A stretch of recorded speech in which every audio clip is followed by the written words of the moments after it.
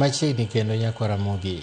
Moingo jowuoth mag tielo 300 omaki kuom keth mar ng'ado apaya kod kuma ok owinjore kendo koso tiyo kod olalo mag jowuoth tielo mong'ere kaka footbridge.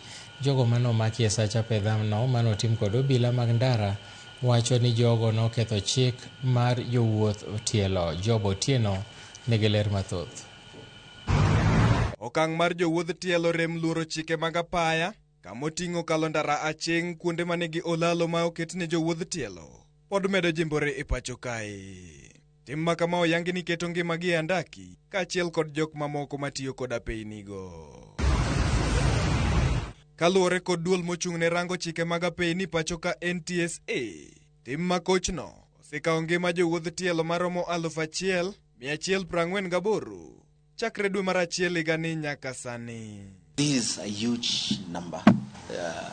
Say a life lost is one too many. So looking at that number is something serious, and that's why we are out there to do this exercise. That's the pedestrian safety, and we hope and we plead with Kenyans that this let's work together.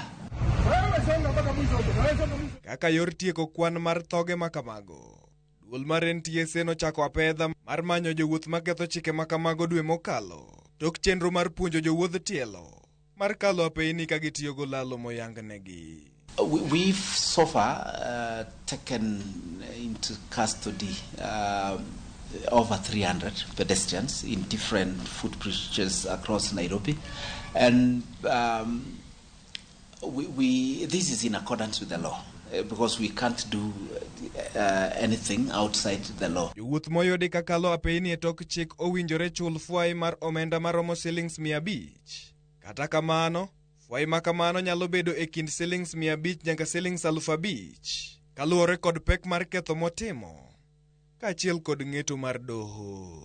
This can also change, and the whole aim is that we want it to stick to people that we use what is provided to save lives and bring down the numbers that I've shared, because it's a huge loss. It's a huge loss, and as an authority that is responsible for this, it's our duty to ensure that we do something about it. Duol mar NTSA wacho ni giseyango apaya maduong' mathika ahinya to e kar dak ma All Soaps, Ngara kod Pangani kaka kuonde mag ng'ado apayago nyime.